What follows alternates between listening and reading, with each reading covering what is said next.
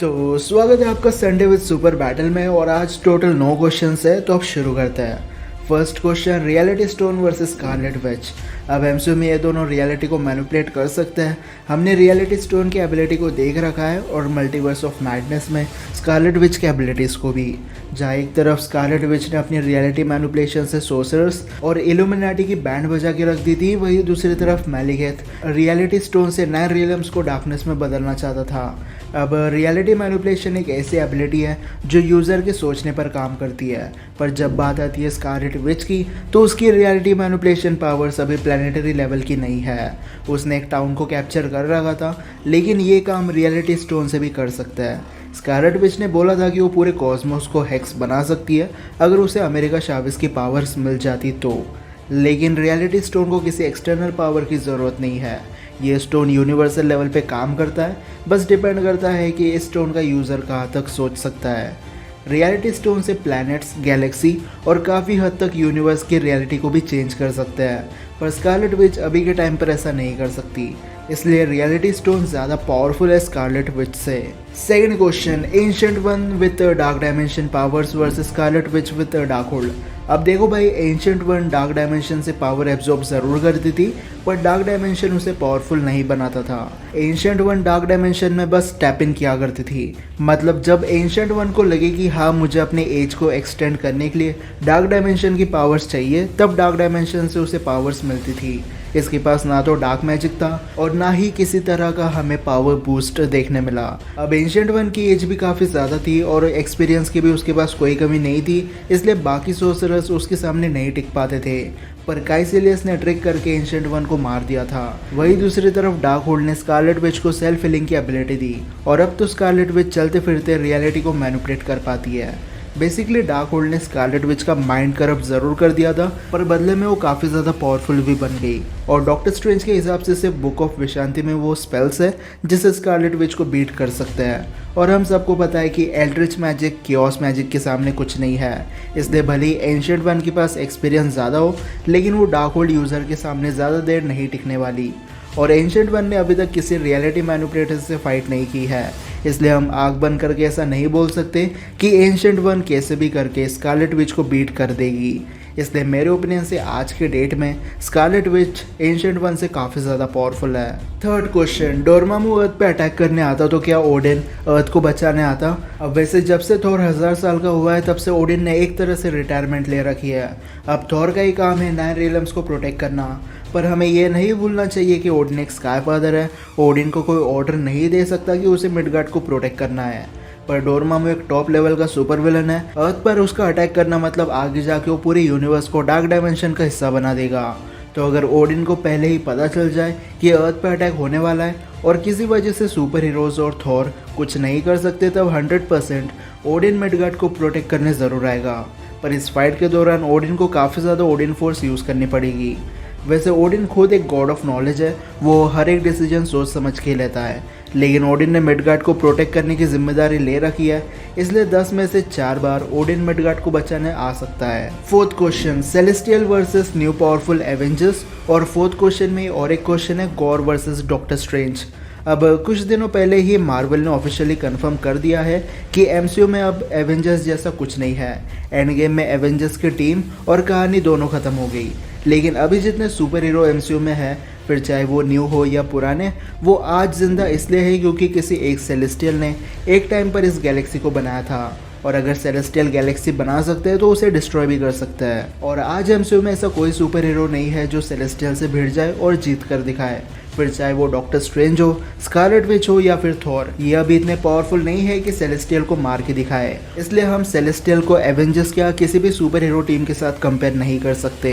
और रही बात गॉर वर्सेस डॉक्टर स्ट्रेंज की, तो अब गॉर कॉमिक वर्जन जितना पावरफुल तो नहीं देखने मिला, पर इसका मतलब ये नहीं कि वो कमज़ोर है। वो इतना तो पावरफुल था ही कि उसने वैल्करी, थॉर और माइटी थॉर से एक साथ लड़ाई की थी। गॉर के पास नेक्रोसॉर्ड है जो एक गॉडली वेपन है। ऑन स्क्रीन तो नहीं, पर ऑफ स्क्रीन गॉर काफ़ी सारे गॉड्स को मार चुका है। इनफैक्ट वैल्करी, माइटी थॉर और थॉर भी गॉर के हाथों मरते मरते बच गए थे। और ऊपर से गॉर अपने नेक्रोसॉर्ड से शैडो डीमंस और मॉन्स्टर्स बना सकता है। और गॉर के पास शैडो पोर्टेशन पावर्स है, मतलब शैडो के जरिए टेलीपोर्ट करना। पर अब डॉक्टर स्ट्रेंज भी कुछ कम नहीं है। इसने काइसेलियस, डोरमामू, थैनोस और स्कारलेट विच जैसों से फाइट कर रखी है। और अगर ये कम पड़ जाए तो डॉक्टर स्ट्रेंज अपने मैजिक से इन्फिनिटी स्टोन्स को भी बराबरी की टक्कर दे चुका है। अब कंपैरिजन की बात करें तो ना ही गॉर एक वॉरियर है और ना ही डॉक्टर स्ट्रेंज। लेकिन एक तरफ गॉर काफ़ी अच्छे से नेक्रोसॉर्ड यूज़ कर लेता है, वहीं दूसरी तरफ डॉक्टर स्ट्रेंज अपने एल्ड्रिच मैजिक को। अब अगर ये हैंड टू हैंड बैटल करते हैं तो कहीं ना कहीं गॉर डॉक्टर स्ट्रेंज को बीट कर सकता है, क्योंकि doctor strange hand to hand combat में ज़्यादा अच्छा नहीं है, जबकि गॉर थॉर और वैल्केरी जैसे टॉप एसगार्डियन से फाइट कर चुका है। और अगर ये अपनी सुपर पावर्स यूज़ करना शुरू कर दे तब सबसे बड़ी डॉक्टर स्ट्रेंज के सामने जो प्रॉब्लम होगी वो है शैडो पोर्टेशन।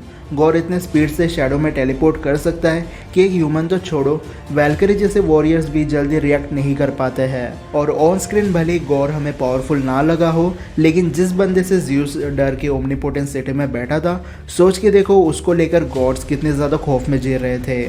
गॉर से फाइट करते समय डॉक्टर स्ट्रेंज को अपने कई सारे इल्यूजन्स बनाकर फाइट करनी होगी, क्योंकि गॉर का कुछ भरोसा नहीं कब कहाँ से नेक्रोसॉर्ड मार दे। लेकिन अगर हम कंक्लूजन की बात करें तो अगर इनकी फाइट विदाउट प्रिपरेशन में होती है तो गॉर जीत जाएगा, क्योंकि उसके पास शैडो पोर्टेशन है जो कब छुपके से डॉक्टर स्ट्रेंज को मार दे किसी को पता तक नहीं चलेगा। लेकिन अगर डॉक्टर स्ट्रेंज को थोड़ा सा भी प्रिपरेशन टाइम मिल जाए तो गॉर का जितना मुश्किल है, क्योंकि गॉर के पास मैजिक से लड़ने के लिए कुछ नहीं है। और एक कमेंट आया था कि गॉर को बीट करने के लिए डॉक्टर स्ट्रेंज इनकर्जन करवा सकते हैं, लेकिन ये भी सोचो कि अगर इस यूनिवर्स के गॉर को ख़त्म करने के लिए इनकर्जन करवा दिया तो साथ में इस यूनिवर्स का डॉक्टर स्ट्रेंज भी मर जाएगा। इसलिए डॉक्टर स्ट्रेंज को अगर थोड़ा प्रिपरेशन टाइम मिल जाए तो वो गॉर द गॉड बुचर को बीट कर सकता है। Next question, Thanos power stone और अपनी आर्मी के साथ एसगार्ड पर अटैक करता जब ओडिन जिंदा थे तो क्या होता। अब जिसके पास पावर स्टोन होता है उसके लिए एक एंटायर प्लैनेट को डिस्ट्रॉय करना कोई बड़ी बात नहीं है। व्हाट इफ में हमने देख रखा है कि अल्ट्रॉन ने एक झटके में पूरे एसगार्ड को बर्बाद करके रख दिया था सिर्फ पावर स्टोन का यूज करके। और अगर थैनोस पावर स्टोन लेके एसगार्ड पर सरप्राइज अटैक कर देता तो शायद एसगार्ड तो डिस्ट्रॉय हो जाता, लेकिन ओडिन, थॉर, लोकी और हेमडाल जैसे लोग जिंदा बच जाते, क्योंकि काफ़ी हद तक पावर स्टोन की एनर्जी को सर्वाइव कर सकता है। लेकिन अगर ओडिन को पहले से पता हो कि थैनोस अपने आर्मी और पावर स्टोन के साथ आ रहा है, तब ओडिन एसगार्ड पर पहले से ही कोई मैजिकल शील्ड बना देता और थैनोस को कैसे बीट करना है उसकी प्लानिंग भी शुरू हो जाती।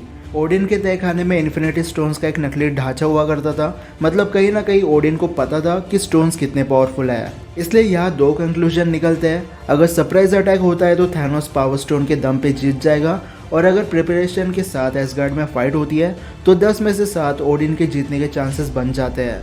और रही बात ब्लैक ऑर्डर्स और थैनोस की आर्मी की, तो ब्लैक ऑर्डर्स को बाकी एसगार्डियन संभाल लेंगे, और हम सब ने इन्फिनिटी वॉर में देख रखा है कि थॉर के सामने थैनोस की आर्मी की नहीं चलती है। नेक्स्ट क्वेश्चन, क्या थॉर ईगो को हरा सकता है। अब देखो, ईगो को हैंड टू हैंड बैटल में बीट करना नेक्स्ट टू इम्पॉसिबल जैसा काम है, क्योंकि जो बंदा गैलेक्सी में अपने अवतार्स लेकर घूम रहा हो उसका कोई क्या ही उखाड़ लेगा।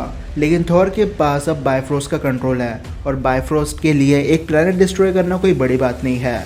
इसलिए थॉर को बस ईगो प्लैनेट पर कुछ मिनट्स के लिए बायफ्रोस्ट को खुला छोड़ देना है। बाकी 5 मिनट बाद ईगो द लिविंग प्लैनेट खुद ब खुद कोर से डिस्ट्रॉय हो जाएगा। तो लॉजिकली अगर हम देखें तो हाथ थॉर डायरेक्टली तो नहीं पर indirectly Ego the living planet को बीट कर सकता है। नेक्स्ट क्वेश्चन, वर्दी Captain America versus Shang Chi with 10 rings. अब इस पर मैंने पहले एक डेडिकेटेड वीडियो बना रखी है जहाँ पर मैंने इन्हें ओवरऑल कंपेयर करके रखा है। डिस्क्रिप्शन में लिंक दे रखी है, वहाँ पर आप जाकर शांग-ची वर्सेस कैप्टन अमेरिका देख सकते हो। इसलिए अब बढ़ते हैं लास्ट क्वेश्चन की तरफ। थॉर को हैमर से उड़ने के लिए उसे घुमाना पड़ता था, लेकिन माइटी थॉर मतलब जेन फोस्टर को उड़ने के लिए हैमर क्यों घुमाना नहीं पड़ता है। अब इस हिसाब से देखा जाए तो थॉर स्टॉर्मब्रेकर भी कहाँ पर घुमाता है, फिर भी वो उड़ पाता है। जब एवेंजर्स का फर्स्ट पार्ट रिलीज हुआ था तब फिल्म मेकर से क्वेश्चन किया गया था कि थॉर अपने हैमर को घुमाता क्यों है, तो फिल्म मेकर्स ने आंसर दिया था कि जितनी बार थॉर अपने हैमर को घुमाता है उतनी ही स्पीड से वो फ्लाई कर पाता है। जेन फोस्टर फ्लाई करने के लिए हैमर को स्पिन नहीं करती है, लेकिन उसे थॉर बने हुए ज़्यादा टाइम भी नहीं हुआ है। अगर वो 2-4 साल और थॉर बनी रहती तो वो भी हैमर को घुमाना शुरू कर देती फ्लाई करने के लिए, ताकि वो अपने डेस्टिनेशन पर जल्दी पहुंच पाए। और अगर हम थॉर और जेन की फ्लाइंग स्पीड को कंपेयर करें तो हमें साफ दिख जाएगा कि थॉर ज़्यादा फास्ट ट्रैवल करता है, और जब वैल्करी को गॉर स्टैब कर देता है तब उसे जेन बचाती है। लेकिन यहाँ हम साफ देख सकते हैं कि म्यूनर की स्पीड काफी स्लो हो चुकी है। अगर जेन यहाँ पर उड़ने से पहले हैमर को 2-4 बार स्विंग करती तो शायद वो जल्दी वहां से निकल पाते। और मैं रेफरेंस के लिए बता दूं कि थॉर ने एक बार अपने हैमर को इतने जोर से स्पिन किया था कि उसने सीधा टाइम ट्रेवल का गेट खोल दिया था। इसलिए अगर थॉर के किसी वर्जन को हैमर के जरिए उड़ना है तो उसे घुमाना जरूरी नहीं है। हाँ, लेकिन अगर अपने फुल पोटेंशियल पर फ्लाई करना है तो हैमर को पहले स्विंग करना पड़ेगा। लेकिन म्यूनर के साथ आज के सारे क्वेश्चंस भी यही खत्म होते हैं। अब अगर आपके पास ऐसे ही कोई क्वेश्चंस हो तो मुझे कमेंट सेक्शन में बता सकते हो। वीडियो पसंद आएगी तो इस वीडियो को लाइक और शेयर करना बिल्कुल मत भूलना और चैनल को सब्सक्राइब कर देना ऐसे वीडियो देखने के लिए। तो फिलहाल के लिए इतना ही। अब मैं मिलता हूँ आपसे अगले वीडियो में, तब तक गुड बाय।